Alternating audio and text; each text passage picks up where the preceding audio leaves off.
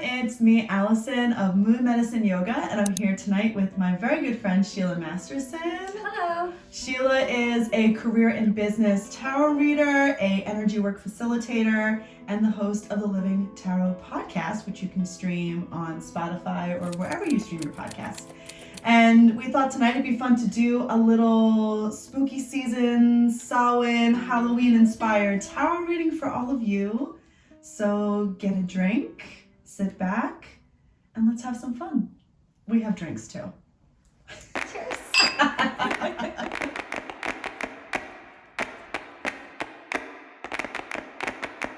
So why don't you tell us a little bit about the reading that we're going to do tonight? Yes. So we talked about this a little bit ahead of time, and I've been seeing a lot of trends in not just my own experience, but also a lot of my clients coming in, a lot of my friends, where it feels like we're really in this liminal space where we've kind of come out of the pandemic, you know, and kind of the super disrupted part of our lives into something different. And one of the things that has happened and that I've seen as a career reader is that a lot of people are going through kind of some major existential career crises. And because in Western culture, a lot of our identity is tied up in our work, it is really hard to separate the two and feel like you can change without like being inauthentic or becoming a different person. And so one of the things I wanted to really focus on today is talking about what we are kind of coming into this season with that we maybe need to let go of or shed, and how we can do that in an authentic way so it feels like we are not leaving behind something super vital, some like vital part of us that feels really challenging to let go of, and how we can still carry parts of that with us as we move forward. It's a big death card energy to this season. Definitely. And not just because we're kind of like heading into Scorpio season soon and the veil is very thin and all of these different things are happening. It also, I think, is an opportunity to help us kind of compost who we've been so that we can kind of like grow into the person that we really want to be. So we're gonna start by asking what it is that we're carrying in that we need to shed. So the first card is going to represent that. And I am kind of a non-traditional reader in that I shuffle until it feels right. Okay, so this is super interesting because we have the Knight of Pentacles, but it came up reversed here. And it's kind of funny to me that this is the card that came up because it is literally a card of not knowing quite how to like ground and how to make progress forward. The Knights in the tarot tend to be about action. And although the Knight of Pentacles is kind of one of the most still of the Knights, so kind of like grounded action, typically, very like earth sign card, to be honest. In this case, with it showing up reversed, is kind of funny because it's like, I think there is a real need to let go of this desire for like being productive or like doing, like having all the answers being around action, which I don't like to hear. I'm a fire sign. I want to always be doing something, and so this can be like a really challenging thing, but I do think it's worth mentioning that this is the card that's coming up as what we can leave behind and what we're kind of moving out of. So we've spent a lot of time kind of sitting with this, trying to figure out what the next thing is, feeling very stuck, or like we're like moving through mud, like every bit of progress has to be fought for. And just seasonally, this is interesting. We're leaving behind the more like active, fiery Yes.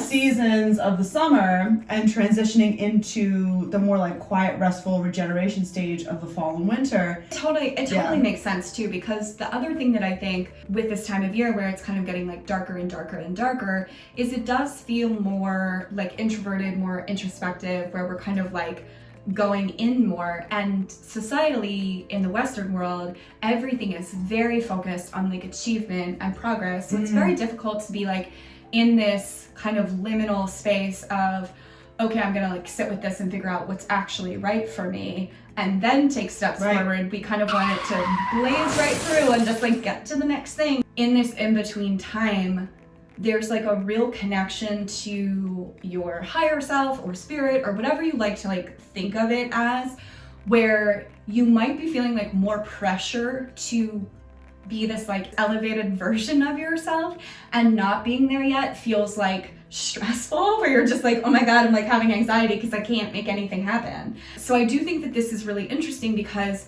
we're kind of taking that and moving forward from it. And to your point about this kind of like death rebirth cycle, the one deck that I have, the Star Child Tarot, doesn't have a death card. The death card is called Transformation, which I really like because I always think of the death card energy more as like reinvention. You know, like we're not like suddenly something different. We're like the culmination of all the different versions of ourselves and like this new version too.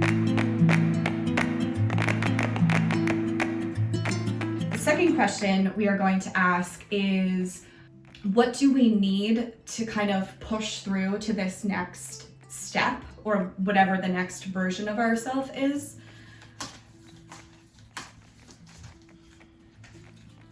Okay, this is really interesting too.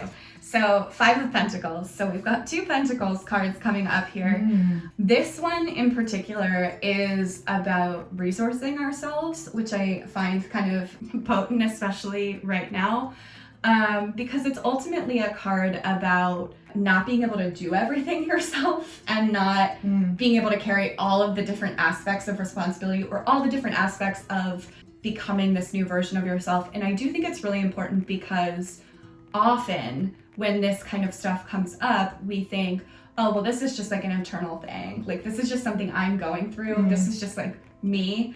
But maybe it's that you need your partner to watch the kids more so that you can have time to meditate or do yoga or go for a walk or spend time with your friends. Like, all of these different things are nourishing, and there's not a one size fits all version of support. It could also be therapy. It can also be financial support. There's a lot of different versions of it, but ultimately this is a card that tends to come up for people when they're resisting accepting support. I do think there's a real need for us going forward to accept support, and that could also look like, this is kind of what's coming to me now, asking other people what you're good at or what they really like about you or what they think that comes naturally to you that maybe does not come naturally to them.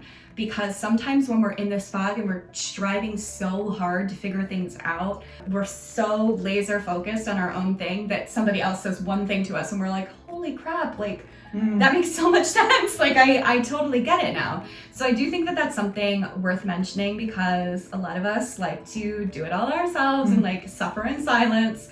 And this is really like not the time to do that, you know? This is reading for me. This is like very personal, yeah. I feel like it's ours. Okay, and then finally, we're gonna finish out with where we are headed, where we really want to get to, and kind of the energy that we want to embrace to kind of get to this next step. So it's the 6 of Pentacles. I can't believe that it's literally chronological. It's all earth signs. I know. Oh, yeah, you're right. It's all Pentacles, and it's literally chronological because we just had the 5 of Pentacles, and now we're in the 6 of Pentacles.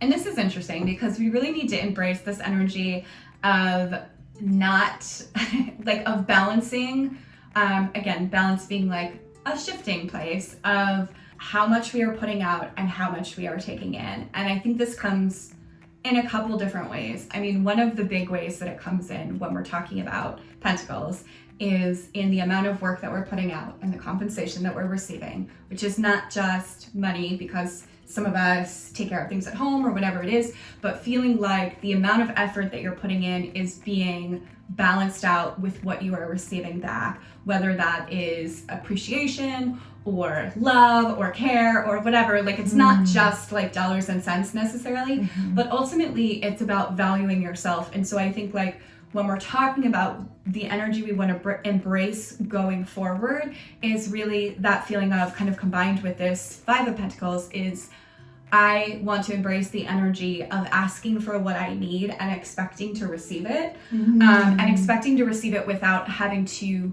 prove why I deserve to. Because I think that that's one of the really challenging things that comes up for people is, if I ask for this thing and then don't receive it, like, what is my recourse? And like, that's ultimately for you to decide. But I think in this new process of kind of moving forward and feeling like you can actually make progress towards your goals and what you really want, and this new version of yourself is really about saying first that like you would invest in yourself. Like I invest in myself enough to actually do the things that I want to do and hold myself accountable to spend time, energy, money, whatever on people who think that I am worth the investment too. So that is like a lot of career energy, a lot of like relationship energy. This kind of goes across the board, especially because all of these cards have been in Pentacles, because ultimately this is what's going to make us feel grounded in this new version of ourselves, like especially with all these cards coming up in the same suit and with this kind of chronology in the 5 and the 6 coming up here. Really, really interesting, because it does feel like there is a real need to reestablish ourselves and feel like we can grow roots somewhere. So it feels like there's this like theme too of reciprocity. Yeah. And just like understanding that that's going to be flowing to you, flowing away from you, and it's sort of on you to like maintain that balance, which again, as you said, is always like a shifting state.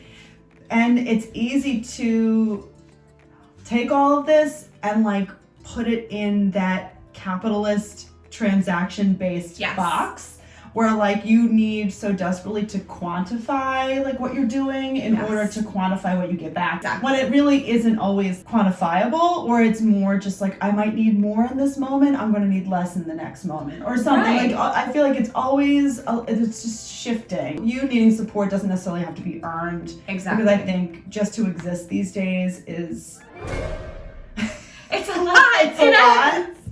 So just, be your own advocate in this situation, I think. And the 6 of Pentacles is really about advocating for the particular thing that you need in that moment. That is often a shifting thing, and you can change your mind, and it's different things at different times. And if you are someone who is chronically ill or deals with energy issues, it's also about like feeling worthy of managing your time around those issues and saying things like, hey, today I feel great, I can work for 12 hours or whatever, and that's great, and tomorrow I can't, you know what I mean? Like, right. and that's okay too. And finding a way to like start with yourself, because I think we spend a lot of energy in this place of self-judgment and of saying like, I'm not worthy of this. But I really think it's important with this card to move forward and say like, this is a non-negotiable for me, at the very least to myself, but it should be probably in my primary relationships too,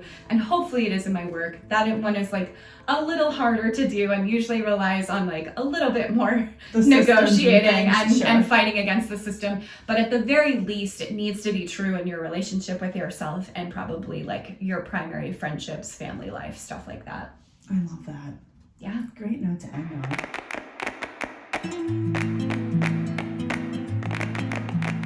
Okay, so before we go, show me a few of these decks that you were thinking about. This is the Rosebud Tarot. It is really beautiful. It is one of the easiest decks to shuffle. This like sounds like nothing. It sounds like a silly thing, but if I do like an event or something like that, where I'm shuffling for hours at a time, it makes a huge difference. And they are all done with old vintage postcards and photography. They're really, really gorgeous. I love supporting like indie decks like this. So this was made by 2 tarot readers. They know what's up. They understand the assignment, you know what I mean? The other one that I brought is the Hollow Valley Tarot, which is made by my friends Davis Carr and Erin Elise. I love this deck. I really love this deck. There's a couple of things that I like about it. If you are a beginner to astrology, for example, this card has some astrological aspects on it. So on the Wheel of Fortune here, you can see we have the sign for Jupiter and Sagittarius. And if you are trying to like learn a little bit about astrology and you do have a little bit of an understanding of tarot, it can be really helpful to use these cards because they do have those collaborations. They're all black and white, they're all drawings, they're very cool. And I find them to be really easy to read. Again, high contrast. So if you are a person who has visual issues or anything like that, they're very helpful. It's really nice to read. They look great. They're pretty easy for like pretty much anyone to understand. So love this deck. Also worth mentioning that I really love the book for that deck. Again, written by 2 tarot readers. the deck was put together. And the other thing about this deck is Davis is a tarot reader. Erin reads for herself, but Davis is a tarot reader and astrologer, and Erin focuses on sigils. So all of the cards in the deck and the symbols on them are basically like set up to be sigils to kind of like embody the energy of that card, which is very cool. That like is really interesting. She's so like well researched. It's like wild talking to her about it. The Fifth Spirit Tarot. This is such a good deck. I love it. Again, another deck made by a reader. Really excellent shuffling. And the cards are gorgeous. By Charlie Claire Burgess. This whole deck is so beautiful. I really love it. And there's a lot of queer, non-binary representation in these cards, and a lot of like different like body types and stuff. I was just gonna say, yeah, so like super inclusive. Really inclusive deck, really well done, very intentional, and again, another really good book to go along with it. I think sometimes people like create a deck and don't necessarily put quite as much work into the book, and like these two, both the Hollow Valley and the Fifth Spirit, really, really good books. The Rosebud Tarot too, like really, really excellent books for people who are trying to like learn how to do tarot and how to use it effectively. And then the other deck, the last deck that I'll talk about, is the Superlunaris Tarot. I love this deck. Look at the gold, the rose gold edges. Rose gold edges. Oh my gosh. Of course I love it. This is the Two of Cups. It's one of my favorite cards in this whole deck. I think it's so brilliant. Really, really well done. They're all very like artistic. There's some element of paint in all of them. In traditional decks and like your Smith Rider-Waite, like it's a lot of white people, frankly. Sure. And a lot of like gendered things, a lot of like religious symbolism. And this is again a little bit more of an inclusive deck. There's a lot of like size inclusivity, disability inclusivity, different cultures, different religions. You really want to find a deck that actually feels good to you, and that when you look at it, you're like, oh yeah, like I get really that. Relate to this. Yeah, I get that in a way that I didn't get like the Smith Rider-Waite version or the Tarot de Marseille version, because for like a different deck is going to work for everyone. And so I think if you have been discouraged with one that is like traditionally popular, don't let that like get you down or make you feel like you can't read or whatever. It's just a matter of finding the right tool that works for you. So hopefully these recommendations will help.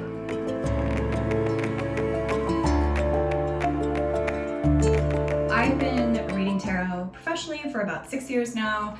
I've been reading people my whole life, and I think when a lot of people come to tarot, they're a little intimidated, or if you're like me, you maybe have grown up in a religious background where you think tarot cards are maybe the devil.